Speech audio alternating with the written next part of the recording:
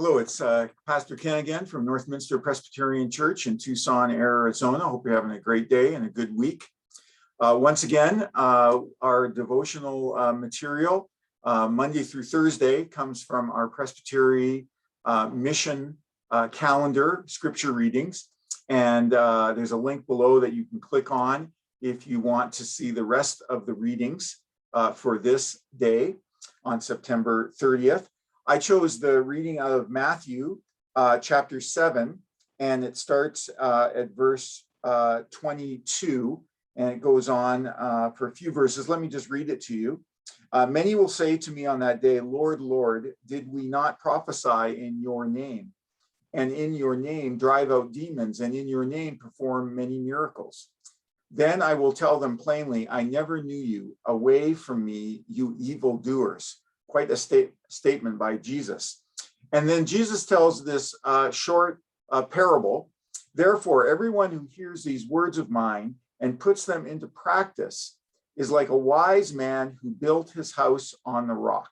The rain came down, the streams rose, the winds blew and beat against the house, yet it did not fall because it had its foundation on the rock. But everyone who hears these words of mine and does not put them into practice is like a foolish man who built his house on sand. The rain came down, the streams rose, and the winds blew and beat against the house, and it fell with a great crash. When Jesus had finished saying these things, the crowds were amazed at his teaching because he taught as one who had authority and not as their teachers of the law. We find this parable also in Luke.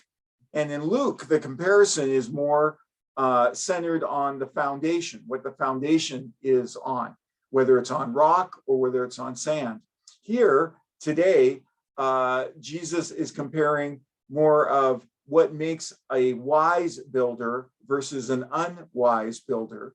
And still the foundation is important because the wise builder builds on the rock and the foolish builds on the sand.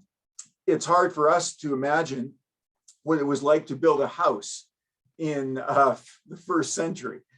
For many of us, building a house, we don't do it. We hire somebody to do it. And they dig the foundation. They come in with their backhoes. They dig the foundation. They build it with brick or concrete. They lay the foundation. The roof trusses are made by someone else, and those are brought in. And there are skilled laborers to do such things. I am always amazed at anyone who can build any kind of structure because I don't have those gifts. But in first century Palestine, it was much more difficult to build a house. It was incredibly hard work, and you could only do it during the summer months. And in those summer months, you would dig down as far as you could go, but that was usually hard clay. And Jesus compares that to sort of sand. It would take a much more effort to get down to the actual rock. And so we notice in this parable that, the wise person takes that extra time to get down into the rock and not just the clay, not just the word that Jesus uses is sand. And Jesus makes quite a claim here. He claims that now it is not the prophets, it is not Moses or Abraham that people are to obey. It is him and his words. That is the rock that our lives stand on. Who Jesus is and his words. Now, he doesn't promise, right, that the storms and the floods will not come.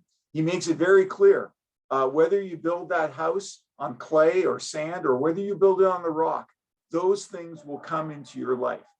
However, when they come into your life, you will stand strong because of who Jesus is and on his words. But digging deep takes some time and it takes effort. It's not easy work. And so Jesus asks his audience who's listening to this story and asks us, are we willing to put in the time? Are we willing to put in the hard work to know who Jesus is and to build our lives on his words? It's a challenge that each of us faces, and it's a challenge that I'm sure for each of us, we do well at times, and then maybe we give up. But Jesus tells us the more intentionality and the more work we put into building our lives on the rock of who he is and his words, that is when our lives will be able to withstand the storms that are sure to come. So I hope you have a wonderful day. I hope you stay safe and that you are well. And my hope and my challenge for you is to build your life on the identity of who Jesus is and on his words. Have a great day.